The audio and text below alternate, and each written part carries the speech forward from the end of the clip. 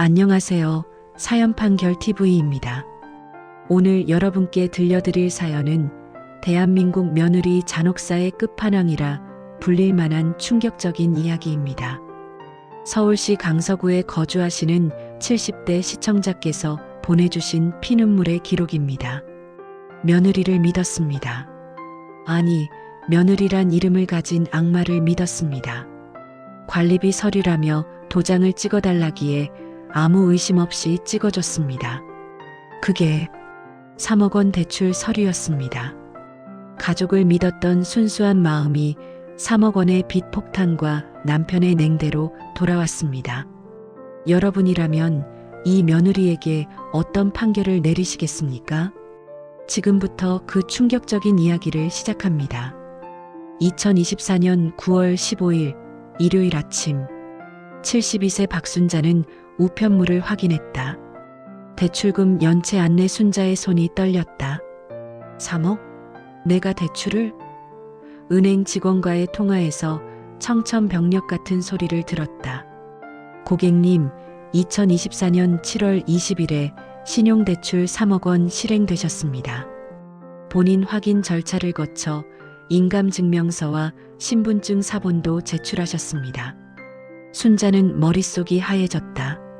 설마 지연이가 며느리 이지연 3개월 전 서류에 도장을 찍어달라고 했었다. 어머님, 아파트 관리비 자동이체 신청서예요. 도장만 찍어주세요. 그 말만 믿고 찍어줬다. 신분증 사본도 달라고 해서 줬다. 그게 3억 원짜리 대출 서류였다니. 순자는 다리에 힘이 풀려 그 자리에서 주저앉았다. 이게 무슨 일이야? 순자는 늦은 나이에 들어온 며느리 지연을 극진히 아꼈다. 결혼 후 지연은 시어머니에게 명품 옷을 사주고 병원을 챙기는 효부 그 자체였다. 우리 며느리만큼 효자는 없을 거야. 순자의 자랑이었다. 2023년 아들 민수가 잘 다니던 회사에서 희망퇴직을 하며 문제가 시작됐다. 엄마, 나 회사에서 잘렸어. 다음 달부터 실업자야. 순자는 당장 생활비를 보태주며 6개월을 버텼다. 하지만 아들은 구직 활동에 소홀했다. 엄마, 미안해. 나이가 많아서 취직이 안 돼. 순자가 보기엔 아들은 실직 후 온종일 집에서 게임만 하거나 TV만 보는 무기력한 모습이었다. 며느리 지연이 먼저 나섰다. 어머님, 저희가 작은 온라인 쇼핑몰 사업을 해볼까 하는데요. 순자는 며느리가 대견했다. 무능한 아들 대신 며느리라도 살아야지. 며느리의 요청에 순자는 5천만 원 담보대출을 받아주었다. 지연은 사업이 잘 된다며 순자를 꼭 안고 감사해했다. 2024년 7월 지연이가 다시 순자를 찾아왔다. 어머님, 죄송한데 물건 사입 자금이 2억 정도 더 필요해요. 순자는 망설였다. 이미 5천만 원 담보대출이 있어 더는 어렵다고 말했다. 지연이는 눈물을 보이며 매달렸다. 어머님, 제발이요. 이번 달에만 3천만 원 벌었어요. 지금 기회 놓치면 안 돼요. 통장 입금 내역을 보여주자 순자는 마음이 흔들렸다. 알았어, 며느리야. 엄마가 알아볼게. 며느리는 순자 명의의 신용대출을 제안했다. 어머님 신용 좋으시니까 2억은 나올 거예요. 저희가 이자랑 원금 꼭 갚을게요. 순자는 결국 승낙했다. 아들이 아닌 며느리를 믿고 며느리의 성공을 위해. 며칠 후 지연이가 서류를 들고 왔다. 어머님, 그냥 대출 서류예요. 제가 다 확인했어요. 어머님은 도장만 찍으시면 돼요. 순자는 복잡한 서류를 훑어보지도 않고 도장을 찍었다. 인감증명서와 신분증 사본도 내줬다.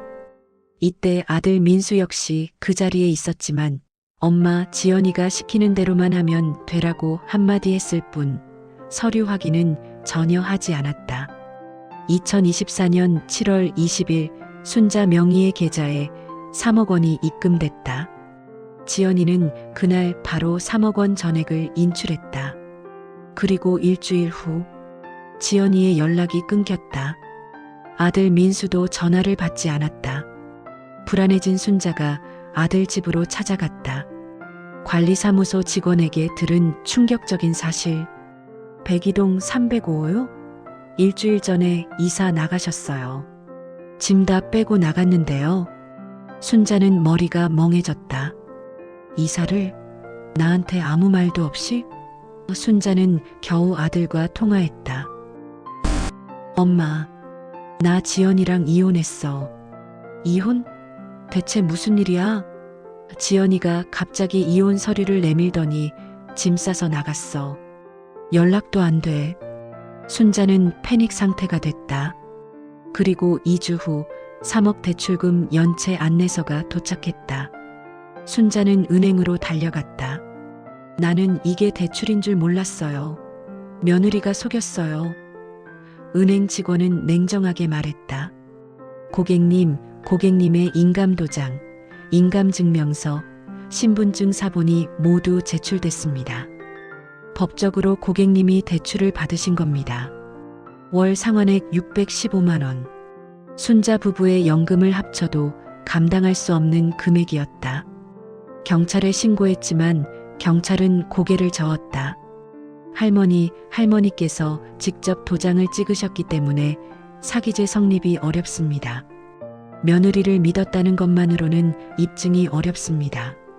순자는 무너졌다. 남편 철호는 순자를 비난했다.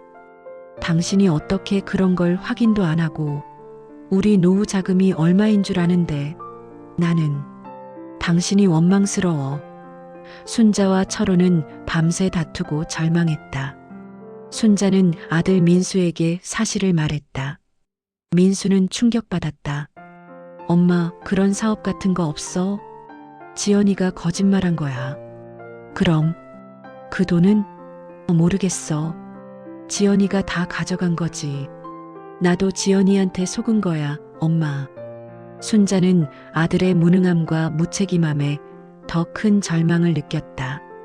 일주일 후 순자는 며느리의 친정을 찾아갔다. 지연의 어머니는 지연이 미국 갔는데요. 한 달 전에 유학 간다고 떠났어요. 라고 말했다. 순자는 지연이의 유학이 계획적인 도피임을 직감했다. 2년. 그때까지 이자만 얼마야? 순자는 집을 팔기로 결정했다. 30년 평생 살았던 집이었다. 여보, 우리 집 팔아야 할 것 같아. 남편 철호는 아무 말 없이 고개를 숙였다. 그날 밤 순자는 창가에서 극단적인 생각을 했다. 그때 아들 민수에게 전화가 왔다. 엄마, 나 지연이 찾았어. 지연이 SNS 계정 찾았어. 정말? 응. 근데 엄마, 지연이가 다른 남자랑 있어. 민수의 목소리가 떨렸다. 사진에 남자랑 같이 찍은 게 있어. 마이 러브라고 써놨어. 이혼하고 바로 이 남자랑 미국 간 것 같아. 순자는 분노가 치밀었다. 그럼 처음부터 나를 이용할 계획이었어? 나를, 그리고 내 아빠를, 너까지 모두 속인 거야? 순자는 통곡했다. 3억 원의 빚보다 가족에게 받은 배신감이 더 뼈아팠다. 한 달 후 순자는 집을 팔아 3억 원 대출금을 갚았다. 남은 돈은 1억 5천. 순자와 철호는 작은 월세방으로 이사했다. 여보, 여기서 우리가 살아야 해. 남편 철호는 순자에게 냉랭했다. 이제 와서 미안하다고 뭐가 달라져? 당신 때문에 우리 평생 모은 게 다 날아갔어. 순자는 우울증에 시달렸고 며느리를 고소했지만 증거 불충분으로 불기소 처분을 받았다. 그럴 줄 알았어. 세상은 나 같은 바보를 보호해주지 않아. 6개월 후 순자는 여성인권센터의 도움으로 아파트 경비실 미화원 일을 시작했다. 할머니, 오늘도 수고하셨어요. 남편 철호도 택배 일을 시작했다. 여보, 나도 일 구했어.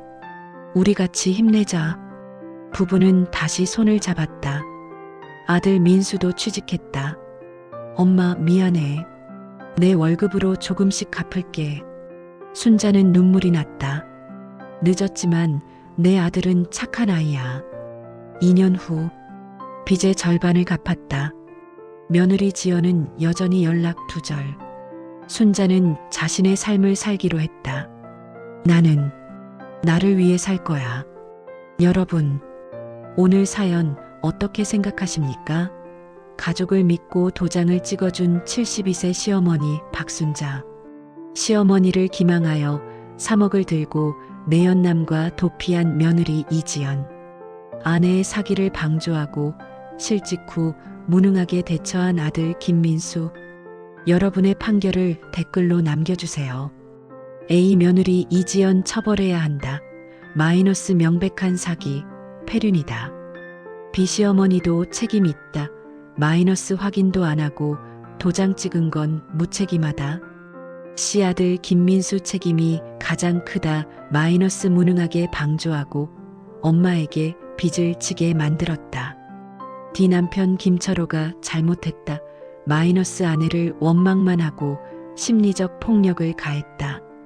전문가 의견 변호사 이 사건은 며느리의 계획적인 사기로 보이나 시어머니가 자발적으로 도장을 찍었기에 형사처벌이 어렵습니다.